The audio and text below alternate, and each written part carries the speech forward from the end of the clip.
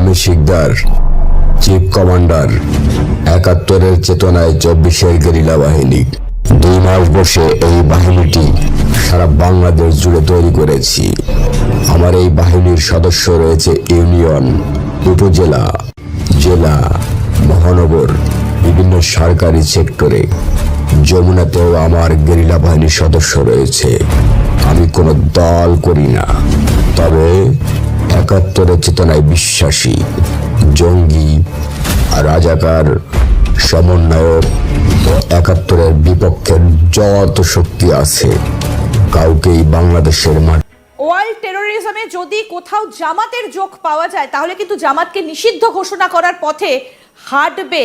কারণ প্রধানমন্ত্রী নরেন্দ্র মোদী, আমাদের প্রধানমন্ত্রী ভারতের নরেন্দ্র মোদী, তিনি কিন্তু সেটা চাইবেন। কারণ যেভাবে বাংলাদেশে হিন্দু নিধন যজ্ঞ চলেছে। আসসালামু আলাইকুম প্রদর্শক শ্রোতা। ২০ জানুয়ারি ডোনাল্ড ট্রাম্পের শপথের পর আওয়ামী লীগের মধ্যে একটা উচ্ছ্বাস আনন্দ ভাব ছিল যে ডোনাল্ড ট্রাম্প শেখ হাসিনাকে দেশে ফেরাতে সর্বাত্মক ব্যবস্থা করবেন। কিন্তু সে আশা কি ভেস্তে গেল? না, ভেস্তে যায়নি। অনেকে বলেন আওয়ামী লীগের নেতাকর্মীরা এই আশ্বাস নিয়ে বেঁচে আছেন। এবার যুক্তরাষ্ট্র থেকে সেনাবাহিনী আসতেছে বাংলাদেশে যুক্তরাষ্ট্রের বাহিনী আসবে, এটি কতটা সত্য পশ্চিম বাংলার মিডিয়া এবার স্পষ্ট করলো। চলুন ভিডিওতে বিস্তারিত দেখে আসি। সেটা কিন্তু প্রথম দিনই ডোনাল্ড ট্রাম্প বলেছিলেন যে এভাবে মেনে নেওয়া যায় না। আর এই গোটা বিশ্বে যদি কোথাও এই ধরনের কোনো কার্যকলাপে জামাতের যদি কোনো যোগাযোগ থাকে, ঠিক যেভাবে আল কায়দাকে একসময় নিষিদ্ধ ঘোষণা করা হয়েছিল। আপনি জানেন, অধিকাংশ যারা ইনফর্মড সোর্স আছে, যারা সচেতন মানুষ, তারা সবাই জানে যে বাংলাদেশের যে কয়টা এনটিটি আছে, সন্ত্রাসী এনটিটি, এটা সবগুলো কিন্তু জামাতের লিঙ্ক, জামাতের প্রোডাক্ট। সেই বাংলা ভাই থেকে শুরু করে সে বাংলাদেশের ৬৪টা ডিস্ট্রিক্টে একসাথে যে বোমা হামলা হলো, তারপরে কোর্টে বোমা হামলা হলো, এগুলো গ্রেনেড হামলা হলো জনসভায়, এগুলো সবই কিন্তু এই জামাত সাপোর্টেড। জামাতের ভিতর থেকে বাংলা ভাই তো জামাতে ছিল। তারপরে এখন যে ইয়া আছে, ওই সরকারে আছে যে কি যেন একটা মাহফুজ আলম না কি যেন, এই মাঝে মাঝে এসে একটা তত্ত্ব দেয়, সামনে এসে একটা যুদ্ধ বাঁধানোর ব্যবস্থা করে। সে তার তো আল কায়দা লিঙ্ক থেকে আরো কতগুলো হরকাতুল জেহাদ, এরকম আরো একটা কি কতগুলো সংগঠন সাথে জড়িত এমন লোক এখানে আছে, এই গভর্নমেন্টেই আছে। এবং এরা সবাই কিন্তু এদের ব্রিডিং গ্রাউন্ড হচ্ছে জামাত। এটা সব ইন্টেলিজেন্স এটা জানে। সারা পৃথিবী তো এখন ইন্টেলিজেন্সের উপর চলে। এই খবর সবার কাছে আছে যে জামাতই হচ্ছে ওদের রিয়েল উৎস, এই সন্ত্রাসীদের। তো সেক্ষেত্রে জামাত তো ব্যান্ড হতেই পারে। এবং যদি সে আপনার এই এলাকায় যদি অঞ্চলে আমি যদি সেক্ষেত্রে জামাতকে নিষিদ্ধ ঘোষণা করা হয় বা ব্যান করা হয় তাহলে কিন্তু মোহাম্মদ ইউনূস যথেষ্ট বেকায়দায় পড়ে যাবেন। ৫ নম্বর পয়েন্টটায় আসি। ৫ নম্বর প্ল্যান এই মুহূর্তে যেটা আমাদের কাছে রয়েছে সেটা হচ্ছে মোহাম্মদ ইউনূস তিনি তো নির্বাচিত সরকার নন। যদি সেক্ষেত্রে কোনো রকম ভাবে ইকোনমিক স্যাংশন লাগিয়ে দেওয়া হয় তাহলে দেখা যায় যে যদি ইকোনমিক স্যাংশন লাগিয়ে দেওয়া হয় তাহলে কিন্তু মোহাম্মদ ইউনূসের আর কিছু করার থাকবে না। তাকে এবার বাংলাদেশ ছেড়ে পালিয়ে যেতে হবে নিজের পিঠ বাঁচাতে। কারণ তিনি তো নির্বাচিত সরকার নন, তাকে তো নির্বাচনে জেতানো হয়নি, তাকে বসিয়ে দেওয়া হয়েছে।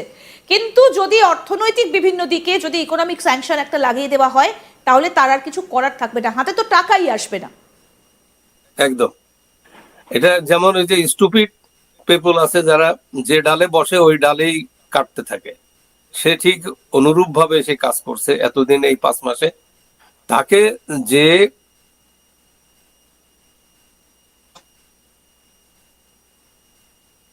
স্যার শুনতে পাওয়া যাচ্ছে? কিন্তু সে প্রথমেই শুরু করছে তার সেই সংবিধান, ওত নিচে সংবিধান রক্ষণাবেক্ষণ করা, সাপোর্ট করা, অথচ সাথে সাথে সে সংবিধানের বাইরে চলে গেছে একেবারে ইনস্ট্যান্টলি।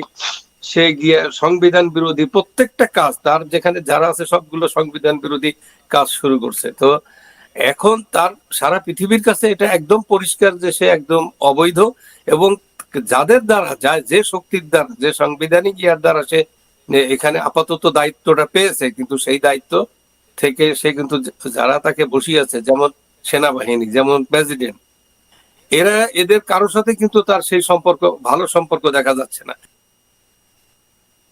সাবস্ক্রাইব করবেন আজ তাক বাংলার ইউটিউব চ্যানেলকে, ফলো করতে ভুলবেন না হোয়াটসঅ্যাপ চ্যানেলও। আমি হামিদ শিকদার, চিফ কমান্ডার, ৭১-এর চেতনায় ২৪-এর গেরিলা বাহিনী। ২ মাস বসে এই বাহিনীটি সারা বাংলাদেশ জুড়ে তৈরি করেছি। আমার এই বাহিনীর সদস্য রয়েছে ইউনিয়ন, উপজেলা, জেলা, মহানগর, বিভিন্ন সরকারি সেক্টরে। যমুনাতেও আমার গেরিলা বাহিনীর সদস্য রয়েছে। আমি কোনো দল করি না, তবে ৭১-এর চেতনায় বিশ্বাসী। জঙ্গি আর রাজাকার, সমন্বয়ক ও ৭১-এর বিপক্ষের যত শক্তি আছে কাউকেই বাংলাদেশের মাটিতে রাখবো না। অবৈধ ইউনুস ও গঙেরা পালানোর যে ছক এঁকেছে, ওই ছকের মধ্যেও আমার বাহিনীর সদস্য রয়েছে। ৭১-এর চেতনায় বিশ্বাসী। শেখ হাসিনাকে জঙ্গি হামলার মাধ্যমে দেশ ছাড়তে বাধ্য করা হয়েছে ৫ তারিখ। ওই ৫ তারিখই বৈধ প্রধানমন্ত্রী শেখ হাসিনাকে গণভবনে বসাবো। এটাই আমার চ্যালেঞ্জ। পারলে ঠেকাও। বাংলার সাধারণ জনগণকে সাথে নিয়ে নিধন কর্মসূচি শুরু। Mission start. দর্শক, এটা এসছে ভাইরাল হিসেবেই, তো আমি তো সত্য মিথ্যা কিছু বলতে পারবো না, বা এর কতটা কি ডেপথ রয়েছে সেটাও বলতে পারবো না। জাস্ট এসছে যেহেতু আমি আপনাদেরকে দেখালাম। হয়তো ওখানেও সোশ্যাল মিডিয়াতে ভাইরাল হচ্ছে যে গেরিলা বাহিনী, আহমেদ শিকদার চিফ কমান্ডার বলে বলা হচ্ছে। ৭১-এর চেতনায় ২৪-এর গেরিলা বাহিনী, এটা বলা হচ্ছে। এখন জানি না, ডিটেলস কিছু বলতে পারবো না। সত্যি এই ধরনের বিষয়টা ভিতরে ভিতরে হচ্ছে কিনা, নাকি কে একজন করে এটা জাস্ট একটা ওয়েব তৈরি করার জন্য, বা একটা আতঙ্ক, বা মানে যারা আর কি এখন খুবই লম্পঝম্প করছেন তাদের মনে ভয় ধরানোর জন্য এটা করেছেন কিনা সেটা বলতে পারবো না। কিন্তু এটা সোশ্যাল মিডিয়াতে ঘুরছে, এবং যেহেতু আমার কাছে এসছে আমি আপনাদেরকে শুনিয়ে রাখলাম। যারা বাংলাদেশের আছেন তারাও, যারা শোনেননি, যদি অন্য কোথাও শুনে থাকেন বা দেখে থাকেন, মানে ভিডিও এবং যে কথাগুলো বলছেন সেই কথাগুলো যদি আপনারা শুনে থাকেন, আপনারা বলবেন কতটা কি বিশ্বাসযোগ্য বা কি, সেটা আপনারা বলবেন। তবে একটা কথা বলতে পারি দর্শক, যে বাংলাদেশে যা হয়েছে হাসিনাকে উৎখাতের সময় থেকে বিশেষ করে যা হয়েছে, এবং তার পরবর্তী সময়ে নানান সব যেসব কাণ্ড ঘটেছে, তাতে কিন্তু মানুষের মনের মধ্যে কিন্তু অনেক ক্ষোভ আছে।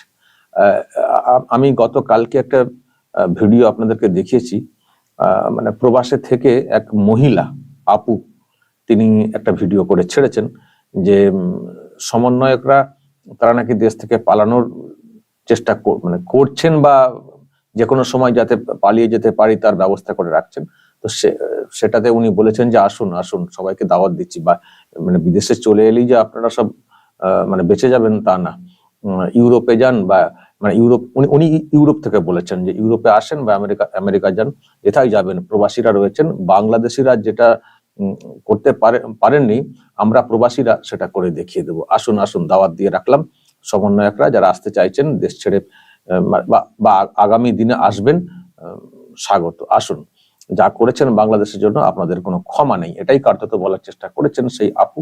যারা দেখেননি শোনেননি, আমার গতকালকের একটা ভিডিও দেখে নেবেন। খুবই হুঁশিয়ারি টাইপের উনি কিন্তু দিয়ে রেখেছেন যে সমন্বয়কদের কবর ছাড়া কোনো স্থায়ী ঠিকানা নেই, থাকবে না আগামী দিনে, যা করছেন বা যা করেছেন। তো সেটা তো ছিলই। হ্যাঁ, যেটা বলছিলাম যে ক্ষোভ কিন্তু প্রচুর আছে বাংলাদেশের মানুষের একটা অংশের মধ্যে, ক্ষোভ কিন্তু প্রচুর রয়েছে, ক্ষোভ আরো বৃদ্ধি পাচ্ছে, এবং অনেকেরই টার্গেট মানে হয়ে উঠছেন সমন্বয়করা, যারা ওই বৈষম্য বিরোধী ছাত্র আন্দোলনের সমন্বয়ক হিসেবে কাজ করেছেন, এখনো তারা অনেকে পদে রয়েছেন, কেউ কেউ তো আবার উপদেষ্টা হয়ে গেছেন অন্তর্বর্তীকালীন সরকারের। তো তাদের বিরুদ্ধে বিশেষ করে ক্ষোভ কিন্তু প্রচুর জন্মাচ্ছে, এবং যারা আবার সমন্বয়কের নিচে থেকে এলাকাতে দাপিয়ে বেড়াচ্ছেন, নানানভাবে সব চাপ তৈরি করছেন, বা অন্য দল করা, বিশেষ করে আওয়ামী লীগ করা লোকজনদেরকে টার্গেট করে করে তাদের ক্ষতি করা, ঘর বাড়ি পুড়িয়ে দেওয়া বা লুটপাট করা, মারধর করা, হাত পা ভেঙে দেওয়া, এই যে ব্যাপারগুলো আর কি মানে হয়েছে, এই সবের কারণে প্রচুর ক্ষোভ কিন্তু পুঞ্জীভূত অবস্থাতে বাংলাদেশের কোণে কোণে রয়েছে। এখন এগুলোর মানে বহিঃপ্রকাশ হওয়ার অনেক অনেক রকমের মানে ব্যাপার থাকে, তার মধ্যে একটা হচ্ছে গুপ্ত হত্যা। এটা কিন্তু হয়, ক্ষোভ যখন প্রচুর জন্মে যায়, যখন দেখা যায় মানে যাদের মধ্যে ক্ষোভ জন্মাচ্ছে তারা হয়তো সবকিছু নিয়ম মাফিক করতে পারবেন না, সেই শক্তি হয়তো তাদের নেই, বা সেইভাবে করতে আইনি দিক বা গণতান্ত্রিক সিস্টেমে করতে দেওয়ার সুযোগ দেওয়া হবে না, বা সেই সুযোগ থাকবে না, তখন তারা বিকল্প পথ বেছে নেন, সেটা হচ্ছে গুপ্ত হত্যা। কে কখন মারা যাবেন বোঝা খুব মুশকিল, সকালে উঠে দেখা যাবে বডিটা রাস্তাতে পড়ে রয়েছে। এরকম গুপ্ত হত্যা পৃথিবীর বিভিন্ন প্রান্তে হয়েছে। শোষিত নির্যাতিত লোকজনেরা যারা সবকিছু মানে মুখোমুখি ভাবে লড়াই করে মানে করতে পারবেন না, তারা অনেক সময় গুপ্ত হত্যার পথ কিন্তু বেছে নেন, এটা ইতিহাস বলে। ফলে ওখানে বাংলাদেশের একটা অংশের মানুষের মধ্যে যে ধরনের ক্ষোভ বিক্ষোভ রয়েছে, এবং দেখছেন ইদানিং মানে এখনই দেখবেন সব মানে বলা শুরু হয়ে গেছে, যারা সরকার চালাচ্ছেন তাদের অনেকের নামে বলা শুরু হয়ে গেছে। তো যদি এবার তারা জোর করে ক্ষমতায় টিকে থাকেন এবং যেভাবে নির্যাতন অত্যাচার চালাচ্ছেন, সবকিছু গুঁড়িয়ে দাও, উল্টে দাও, পাল্টে দাও, যেটা হচ্ছে, তো আর মানে একটা এদিকে সব চলছে। দর্শক শ্রোতা, এই বিষয়ে আপনার মতামত থাকলে লিখবেন। যুক্তরাষ্ট্র বাংলাদেশে সেনাবাহিনী পাঠাবে, এটি হাস্যকর না? অনেকে মনে করে থাকেন, আবার অনেকে মনে করে থাকেন যে হাস্যকর না।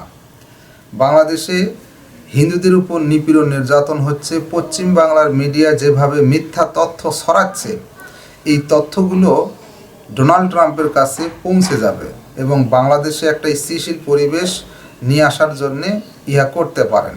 পশ্চিম বাংলার মিডিয়ার এই ভুল তথ্য তারা ইতিপূর্বেও দিয়েছেন, এখনও দিয়ে যাচ্ছেন, এবং স্পষ্ট রিপোর্টে বেরিয়ে এসেছে গার্ডিয়ানে যে পৃথিবীর মধ্যে যতগুলো সংবাদ মাধ্যম আছে তার মধ্যে ভারতের সংবাদ মাধ্যমগুলো গুজবের সেরার নাম্বারে আছেন, 1 নাম্বার পর্যায়ে আছেন।